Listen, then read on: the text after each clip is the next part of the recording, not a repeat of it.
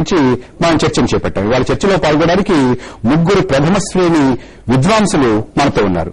Doctor డిఎల్ఎన్ మూర్తి, శ్రీమతి కల్పవల్లి, doctor PV Seshasai అశ్వమేధయాజీ. మనం చర్చను ప్రారంభించుకునే ముందు ఈ ఘడియలో ఉన్నటువంటి వార్తా విశేషాల్ని ఒకసారి చూద్దాం. కోనేరుకు నేతల నివాళులు, సేవలు గుర్తు చేసుకుంటున్న కృష్ణా జిల్లా.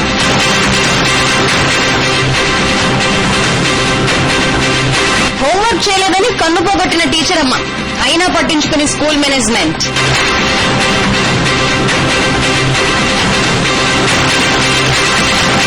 తారుమారైన ఇంటర్మీడియట్ ఫస్ట్ ఇయర్ ఎగ్జామినేషన్స్, ఎంక్వైరీకి ఆదేశించిన బోర్డు.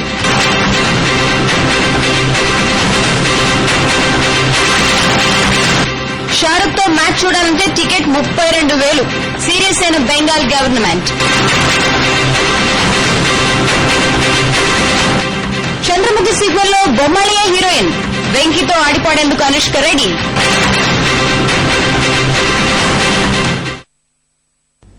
రేపటి నుంచి కొత్త సంవత్సరం, మన కొత్త సంవత్సరం ప్రారంభమవుతుంది. ఉగాది పర్వదినం. ఉగాది రోజు అన్ని రుచుల్ని మేళవించిన ఉగాది పచ్చడి తిని మన కొత్త సంవత్సరం ప్రారంభిస్తాం. పంచాంగ శ్రవణం చేస్తాం. తిథి, వార, నక్షత్ర యోగ కరణాలని తెలుసుకుంటాం. మనం అడుగుతున్న కొత్త సంవత్సరంలో కలగబోయే, జరగబోయే శుభాలను తెలుసుకుని ఆశాజనకమైన రోజులుంటాయి అనే విశ్వాసంతో జీవనయానాన్ని కొనసాగించడానికి సమాయత్తమవుతాం. జీవితం వెలుగు నీడల, మంచి చెడ్డల, తీపి చేదుల సమ్మేళనం అనే అవగాహనను పునశ్చరణ చేసుకుంటాం. రేపు ఉదయం మన ఉగాది విశిష్టత ఏమిటి, దీని వెనక ఉన్న సాంఘిక, సాంస్కృతిక, ఆధ్యాత్మిక, తాత్విక కోణాలని ఇవాళ పరామర్శిద్దాం. కల్పవల్లి గారు, ఉగాది రేపే ఎందుకు ప్రారంభమవుతుంది? దీని విశిష్టత ఏమిటి? దీని ప్రాశస్త్యం ఏమిటి? మొట్టమొదటిగా ఎన్టీవీ ప్రేక్షకులందరికీ నూతన సంవత్సర శుభాకాంక్షలు. మనం అందరికీ వస్తున్నటువంటి ఈ ఆలోచన, సంవత్సరం అనగానే ఎన్నో పండుగలు వస్తాయి. మొట్టమొదట ఈ పండుగని ఈ రోజే ఎందుకు జరుపుకోవాలి అంటే దీన్ని ఉగాది అని అంటున్నాం. మరి కార్తీక మాసం శివుడికి సంబంధించింది, అలాగే శ్రావణ మాసం లక్ష్మీదేవికి సంబంధించింది. మరి అప్పుడు కూడా చేసుకోవచ్చు కదా ఈ ఉగాది పండుగని, అప్పుడు కూడా మొదలెట్టచ్చు కదా సంవత్సరాన్ని అని మనందరం అనుకుంటూనే ఉంటాం. అలాంటి ఆలోచనలు ఎప్పుడూ వస్తూనే ఉంటాయి. కానీ ఉగాది అనే పండుగ చెప్పడానికి కాలాన్ని తీసుకుంటాం. అంటే కాలానికి సంబంధించినటువంటి ఈ యొక్క పండుగని ఏదైతే ఋతుక్రమం ఏదైతే ఉంటుందో, అంటే ఋతువులు మనకు ఉండేటువంటి 6, అంటే ఎప్పుడైతే వసంత ఋతువు వస్తుందో దీని నుంచే మనం ఎందుకు ప్రారంభిస్తున్నాము అంటే ప్రకృతి రీత్యా వసంతంలో చెట్లు చక్కగా చిగురిస్తాయి. మరి శిశిర ఋతువులో ఆకులన్నీ రాలిపోతాయి. అంటే ప్రకృతిలో ఏ విధంగా అయితే ఒక లయకారకుడైనటువంటి శివుడి యొక్క ఆధ్యాత్మిక తత్వం అందులో కనిపిస్తూ ఉంటుంది. అంటే ఇన్ని రోజులు శిశిర ఋతువులో ఉండేటువంటి ఈ 2 నెలల్లో మనకి శరీరం మీద కూడా గమనించినట్టయితే చర్మం అంతా పొలుసులుగా బయటికి రావడం, ఆ తర్వాత ఈ వాత, కప్ప, పిత జబ్బులన్నీ బయటికి రావడం, ఆ యొక్క వాతావరణ క్రమం వల్ల మనం అంతా కొంచెం చికాకుగా ఉండడం, ఇలాంటివి జరుగుతూ ఉంటాయి. అంటే ఇదంతా ఒక శారీరక ధర్మంలో వచ్చేటువంటి మార్పులు. అదే రకంగా వసంత ఋతువు రాగానే ఏమవుతుందంటే ఫస్ట్ చెట్లు చిగురుస్తాయి, కోయిలలు కూస్తూ ఉంటాయి, వేప చిగుర్లు చక్కగా వస్తాయి. అప్పుడే మనకి వేప పోతొస్తుంది, చిన్న చిన్న పిందెలు పడతాయి. అంటే మార్పు బాగా కనిపిస్తూ ఉంటుంది.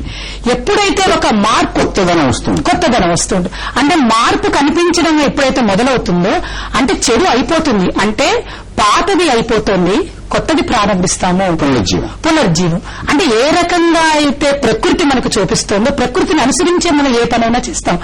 ఒకవేళ కనుక ఇప్పుడు కాకుండా మరెప్పుడైనా చేద్దామంటే ఈ వేప చిగురు రాదు, ఈ వేప పూత రాదు, అలాగే ఈ యొక్క మామిడి పిందెలు రావు, కొత్త చింతపండు రాదు.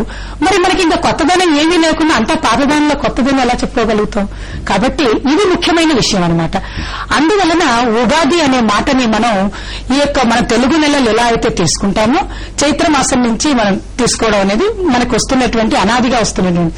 మరి చైత్రమాసానికి పేరు ఎలా వచ్చిందంటే ఒక శాస్త్రీయ దృక్పథంగా పౌర్ణమి నాడు చిత్రా నక్షత్రం ఉండడం, అలాగే ఏ పౌర్ణమి రోజైతే ఏ నక్షత్రం ఉంటుందో ఆ పేరు ఉండడం అనేది మన జ్యోతిష శాస్త్రంలో ముఖ్యమైన విధి విధానం.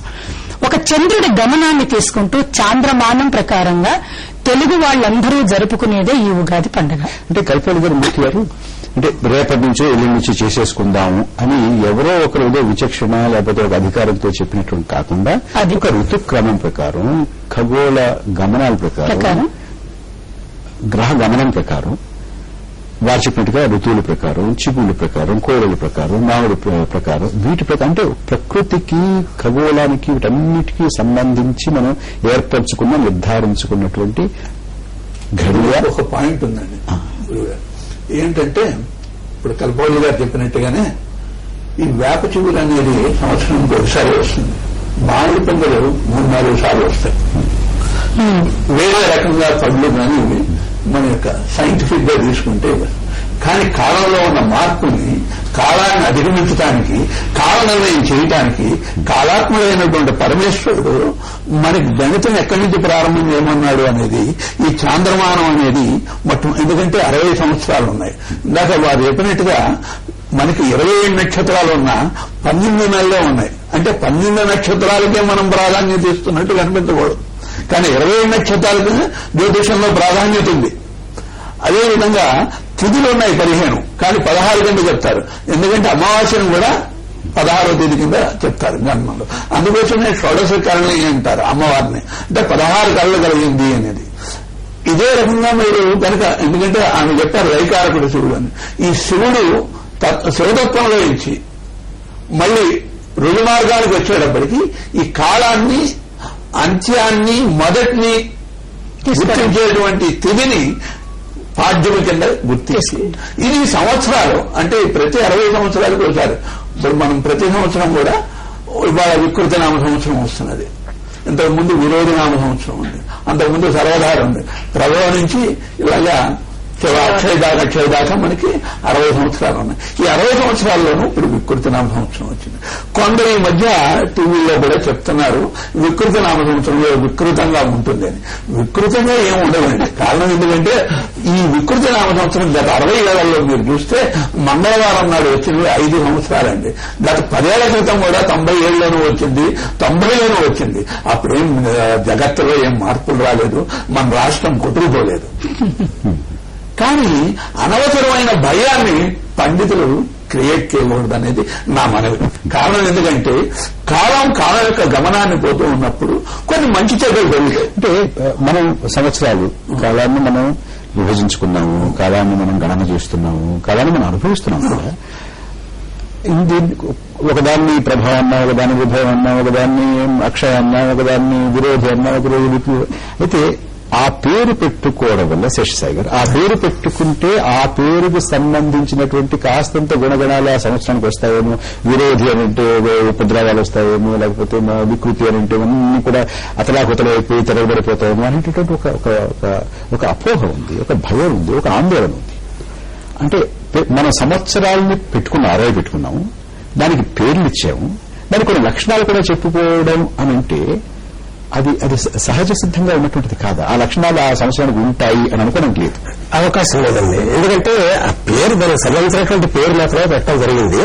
ఇది 24వ అంటే ప్రభావాదినాల సంవత్సరాలు 60 సంవత్సరాలకి పేర్లు పెట్టారు. కాలాన్ని కొలమానంగా చేసుకుంటున్నాం మనం. ఒక 12 నెలల కింద, ఒక 6 ఋతువుల కింద ఈ రకంగా కొలమానంగా చేసుకుని మనం కొలుస్తూ వస్తున్నాం. అలా లేకపోయినట్టు ఏమవుతుందంటే ఒక నిర్దిష్టమైనటువంటి గమ్యం ఉండదు.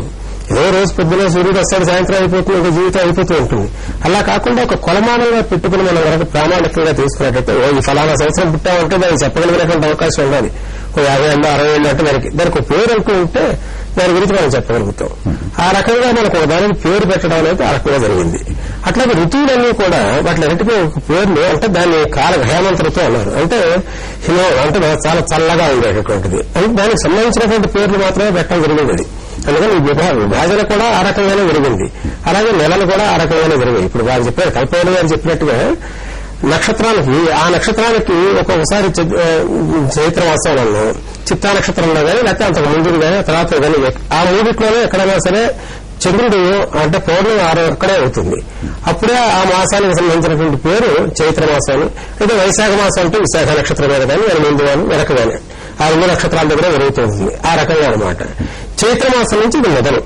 ఈ చైత్రమాసం నుంచి మొదలెట్టినటువంటి జీవితం అంటే మన కొలమానం ఉగాది అంటే సంవత్సరానికి ఆది.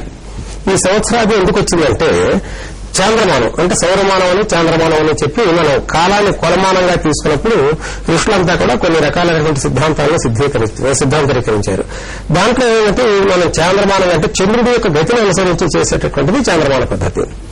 ఉత్తర భారతదేశంలో 15 రోజులు వెనక్కి వస్తుంది. ఇప్పుడంటే మనం చైత్రమాసం ఇప్పుడు మొదలవుతుంది రేపు, కానీ చైత్రమాసం వాళ్ళకి 15 రోజుల క్రితం మొదలైపోయింది. మనం దాన్ని తీసుకోవట్లేదు, దాన్ని పరిగణలోకి తీసుకోవట్లేదు. మన ఆంధ్రప్రదేశ్ లో వాళ్ళు ప్రత్యేకించి మనం అనుసరిస్తున్నటువంటి తీర్పు ప్రకారంగా అమావాస్య అయిపోయిన తర్వాత మొదలెట్టేటటువంటి రోజు పాడ్య రోజు నుంచి మనకి కొత్త నెల కావాలి. గోదావరి తీర మధ్యంలో అలానే కదండి. చాంద్రమానం అనేది 3 రాష్ట్రాల్లో ఉందండి. ఇది ఎక్కడంటే కర్ణాటక, ఆంధ్రప్రదేశ్, మహారాష్ట్ర. ఇది కొంచెం ఊరిలో వెళదాం. ఎందుకంటే ఇది ఎందుకు ఇలా నిర్ధారించేదనేది ఒకటి.